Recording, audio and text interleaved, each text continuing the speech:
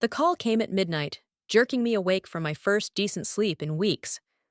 My father's voice, gruff and hesitant, cut through the darkness. Raquel, the old house is up for sale. 5 words that sent my world spinning. I'm Raquel, founder of Women Rise Together. And those words dragged me back to the day my father sold our family home to cover my brother's gambling debts. I was 25 then, watching helplessly as movers packed away my childhood. I thought you might want to know, he continued, his voice carrying that familiar mix of authority and dismissal. Though I doubt you can afford it with your charity work. My fingers tightened around the phone. It's not charity work, Dad. We helped over 3,000 women last year alone. Right. He cleared his throat. Well, Brock was thinking of putting in an offer. With what money? I sat up straight, fully awake now. The same money he borrowed from you last Christmas? Silence crackled between us. Then, your brother is trying to get his life together. Like he was trying 5 years ago, when you sold our home to bail him out? Raquel, I'm buying it. The words burst out before I could stop them. I'm buying the house. Don't be ridiculous. You can't. I can and I will. My voice grew stronger with each word. And I'm turning it into a women's shelter. The sharp intake of breath told me I'd struck a nerve. You would take your childhood home and turn it into some sort of halfway house? I'm taking what you threw away and making it matter. I glanced at my laptop, already pulling up my bank details. The down payment will be ready by morning. Your mother won't like this. Mom hasn't liked anything since you chose Brock over our stability. I took a deep breath. But this isn't about her, or you, or even Brock. It's about making something right. You're doing this to spite me. No, Dad. I'm doing this because 10 years ago, you told me I'd never amount to anything without a man's help. I smiled into the darkness. Consider this my reply. The line went quiet for so long I thought he'd hung up. Finally, he spoke, his voice heavy with something that might have been regret. You've changed, Raquel. That's the point, Dad. That's exactly the point. After he hung up, I called Evelyn, my business partner. Her sleepy voice answered on the 3rd ring. Ev, remember that expansion plan we discussed? It's happening, and I know exactly where to start. Standing in the empty foyer of my childhood home, I ran my fingers along the wall where pencil marks once tracked my height. Dad had painted over them years ago, replacing my milestones with beige mediocrity. The real estate agent's heels clicked against the hardwood floors as she led me through. The previous owners maintained it well, she said, but I barely heard her. Every room held a memory. Homework at the kitchen table, Christmas mornings by the fireplace, the window seat where I dreamed of becoming something more than just Silas's disappointing daughter. Raquel? I turned to find my mother in the doorway, looking smaller than I remembered. Her eyes darted nervously between me and the agent. Mom? What are you doing here?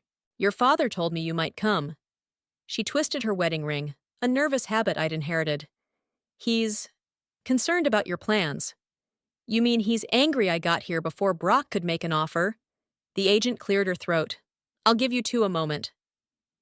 As soon as she left, Mom stepped closer. A shelter? Really? This is your home. Was my home. Until Dad sold it to cover Brock's debts. I walked to the kitchen, where faded squares on the wallpaper marked where our family photos once hung. Now it can be home to women who really need it. Speaking of your brother, Mom started, but heavy footsteps interrupted her. Well, well, if it isn't Saint Raquel, here to save the day. Brock lounged against the doorframe, all designer clothes and practiced smirk. Still trying to prove something to Dad? I'm not the one who needs to prove anything. I turned to face him. How's the gambling going? His smile tightened. Ancient history, sis. I'm in real estate now. In fact, I've got investors lined up to turn this place into luxury apartments. Luxury apartments, I laughed. In this neighborhood? Better than your bleeding heart shelter scheme. Mom stepped between us. Please, you two, can't we just... No, Mom. I held up my hand. We can't just anything. I've already made an offer, And it's above asking price. Brock's face reddened. You don't have that kind of money. Actually, I do. Turns out helping women rebuild their lives is pretty good business. I pulled out my phone, showing him the bank statement. Want to see what success looks like without Dad's handouts? He grabbed the phone, eyes widening. This is impossible. You're just a what, Brock? A girl? A disappointment? Dad's biggest mistake? I snatched my phone back. Those days are over, and so is your control over this house. The look of shock on his face almost made the last 10 years worth it. Almost. The local diner hadn't changed in 10 years. Same cracked leather booths, same coffee-stained menus. Finn, now the editor of our hometown paper, sat across from me, his press badge dangling from a lanyard that had seen better days. So, you're really doing this? He tapped his pen against his notepad. Converting your old house into a shelter?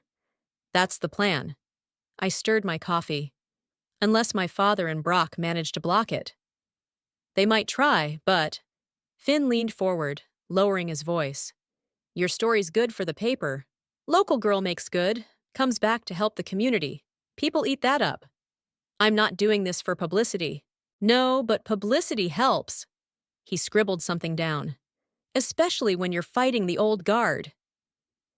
The diner's bell chimed, and Evelyn strode in, turning heads with her confident walk and sharp business suit. She slid into the booth beside me, dropping a thick folder on the table. Sorry I'm late.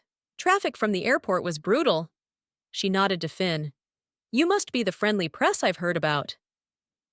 Finn Thomas. He extended his hand. Raquel and I go way back, to when her father was telling her she'd never amount to anything. Evelyn opened her folder. I've got the impact reports from our other shelters. The success rates speak for themselves.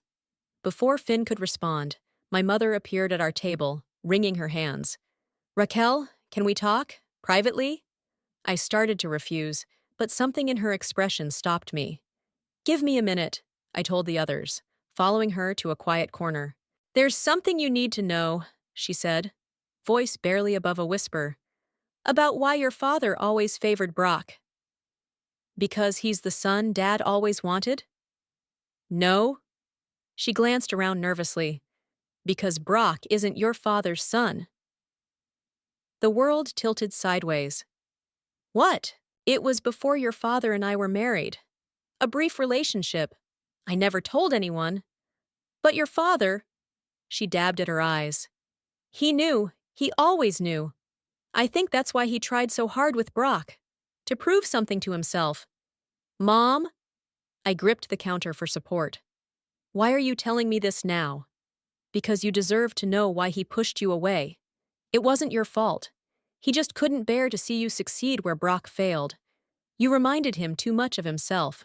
I stared at her, pieces clicking into place. Dad's overcompensation, Brock's endless second chances, my constant dismissal. Does Brock know? She shook her head. Nobody knows except your father and me, and now you. Back at the table, Evelyn was deep in discussion with Finn about zoning laws, but I barely heard them. My mother's secret echoed in my head, changing everything and nothing at all. You okay? Evelyn touched my arm. You look like you've seen a ghost. No, I said, watching my mother slip out the diner door. Just the truth.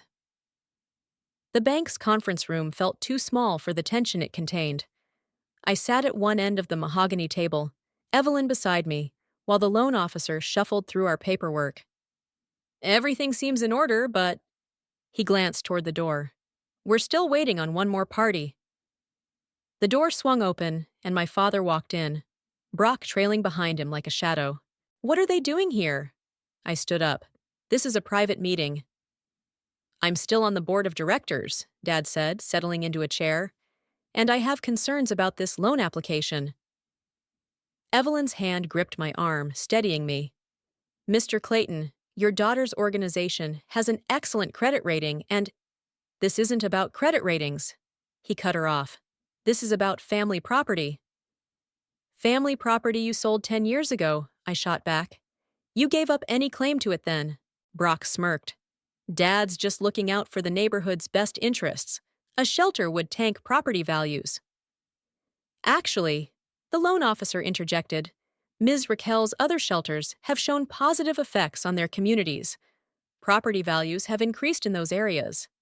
Those weren't in our town. Dad leaned forward. This is different. Why? I slammed my hand on the table. Because it's me? Because I'm the daughter you never wanted to succeed? The room went silent. Dad's face paled. That's not. It is. You've spent my whole life pushing me down to lift him up. I pointed at Brock. Even though you know exactly who and what he is. Dad's eyes snapped to mine, understanding dawning. Your mother told you. She told me everything. Brock looked between us, confused. Told you what? Nothing, Dad snapped. This isn't the time or place. When is the time? I demanded. When you've bankrupted yourself trying to make him into something he's not? When you've pushed away everyone who actually shares your blood? Raquel, Evelyn warned, but I was beyond stopping. You want to block this loan? Go ahead. I'll find another bank. I'll find another way. Because unlike some people in this room, I don't need Daddy's help to succeed. The loan officer cleared his throat. Given Ms. Raquel's financial statements and business plan, I see no reason to deny this application. The board's concerns are noted, but what? Dad's voice was dangerous. But this isn't a family matter anymore, sir. It's business. I gathered my papers, standing tall. Thank you for your time. I trust you'll have the paperwork ready tomorrow. The loan officer nodded, not meeting my father's glare. As I reached the door, Dad called out, Raquel, wait! I turned, expecting another fight. Instead, I saw something I'd never seen before, fear in my father's eyes. You don't know what you're doing, he said softly. No, Dad. For the first time in my life, I know exactly what I'm doing. Finn's article hit the front page of the local paper, and my phone hadn't stopped ringing since. I sat in my hotel room, watching the community's reaction unfold on social media. Look at these comments, Evelyn said, scrolling through her tablet. About time someone stood up to the old boys club. Finally, a safe place for women in our town. They're with us, Raquel. A knock at the door interrupted us. The hotel clerk handed me an envelope. This was left at the front desk for you. Inside was a letter, the handwriting shaky but familiar. Dear Raquel, I was your next-door neighbor for 20 years. There's something you need to know about the night your father sold the house. I saw Brock leaving the bank that day, arguing with someone. He had documents, papers he shouldn't have had. Your father covered it up, but... The letter slipped from my fingers. Evelyn picked it up, reading quickly. Bank fraud? She whispered. Your brother forged documents? My phone buzzed. Finn calling. Have you seen the letter? He asked without preamble. How did you... Mrs. Peterson sent me a copy. I've been digging into the bank records from that time. Raquel, there's more. A lot more. Another knock, harder this time. Brock burst in, face red. What the hell are you doing? He waved his phone. The whole town's talking about your stupid shelter. Maybe they should be talking about what really happened 10 years ago, I said, holding up the letter. About how you committed fraud. He froze. Where did you get that? Turns out, our old neighbors paid attention. They saw things, like you leaving the bank with papers you shouldn't have had. You can't prove anything. Want to bet? Finn's voice crackled through my phone's speaker. I've got copies of the original documents. Your signatures don't match. Brock lunged for my phone, but Evelyn stepped between us. Touch her, and I call the police right now. He backed away, running his hands through his hair. You don't understand. Dad told me to do it. He said the bank wouldn't give us the money otherwise. So you forged documents? And he covered it up? He did it to protect me. No, I said quietly. He did it to protect himself, his precious reputation, his perfect son. I laughed bitterly. Except you're not his son, are you? The color drained from his face. What? Ask Mom. Or better yet, ask Dad why he tried so hard to make you into something you're not. He staggered backward. You're lying. For once in my life, I'm telling nothing but the truth. I picked up my phone. Now get out before I call the police myself. After he left, Evelyn touched my shoulder. What are you going to do? I looked at the letter, then at my phone where Finn waited. I'm going to do what I should have done 10 years ago. I'm going to expose everything. I found my father in his study, surrounded by old photographs and papers. He didn't look up when I entered, but his shoulders tensed. I wondered when you'd come, he said, setting down a photo of Brock's high school graduation. He told me what you said. About the fraud or about his real father? Both. He finally met my eyes. Your mother shouldn't have told you, like you shouldn't have helped Brock forge those documents? I dropped the evidence on his desk. Bank statements, signature comparisons, witness statements. Finn's running the story tomorrow. You'd destroy your own brother? He's not my brother. I leaned over the desk. And you're not protecting him anymore. You're protecting yourself. He picked up the papers, flipping through them slowly. What do you want? The truth, all of it.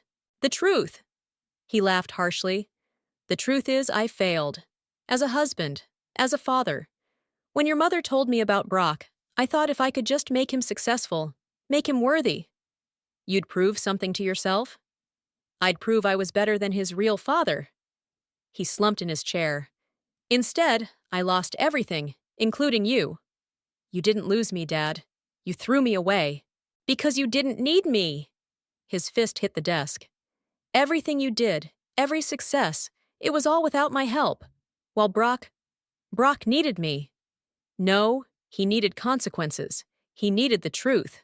I sat down across from him. Like I do now. For a long moment, he was silent. Then, the fraud was my idea. Brock was in trouble with loan sharks. They threatened him, threatened your mother. I convinced him to forge the documents, used my position at the bank to cover it up. And the house? Had to be sold anyway. The sharks wanted their money, but I could have found another way. He looked at the photos on his desk. I chose wrong, Raquel. I chose wrong every time. I pulled out my phone, showing him the shelter plans. Then choose right this time, support the shelter, help me make something good out of all this mess. And the story, the fraud? Statute of limitations has passed, but the truth needs to come out. I stood up. For all of us. He nodded slowly, picking up a pen. What do you need from me? A statement. Your signature on these permits. And... I hesitated. A father who sees me for who I am. His hand shook as he signed the papers. I see you now, Raquel. God help me, I see you. Then prove it, I said, gathering the documents. Be there when we open the shelter. Show everyone that change is possible. He looked up, and for the first time in years, I saw tears in his eyes. I'll be there, I promise. This time, I believed him. The shelter's opening ceremony drew a bigger crowd than I expected. Rows of chairs filled our old backyard, where Mom's rose garden once bloomed. Evelyn squeezed my hand as I approached the podium. Ready? Before I could answer, a commotion erupted at the back. Brock pushed through the crowd, his face flushed. This is a joke, he shouted. She's destroying our family's legacy. Dad stood up from his front row seat. Brock, sit down. No! You're all buying her act? He waved Finn's newspaper article. She exposed our private business to everyone. The truth needed to come out, Dad said firmly. For all of us. The truth? Brock laughed wildly. Like how you're not my real father? How's that for truth? Gasps rippled through the audience. Mom covered her face with her hands. Son, Dad stepped toward him. This isn't the place. I'm not your son. Isn't that what everyone's saying now? His voice cracked. She took everything from me. No, I spoke into the microphone. You took everything from yourself, and from this family. The crowd went silent. But this? I gestured to the shelter. This isn't about taking, it's about giving back, creating something meaningful from our mistakes. Meaningful? Brock scoffed. It's revenge. Maybe it started that way, I admitted. But look around, Brock. Look at all these people here to support women in need. This is bigger than our family drama now. Dad walked to Brock, placing a hand on his shoulder. I failed you. Failed both of you. But Raquel's right. It's time to build something better. Brock shrugged off his hand. You're choosing her? I'm choosing to do what's right. Finally. Security guards approached, but Brock backed away. This isn't over. Yes, it is, Dad said quietly. Let it go, son, please. We watched him leave, then Dad nodded for me to continue. I turned back to the microphone, seeing Evelyn's encouraging smile, Mom's tearful pride, and faces full of hope in the audience.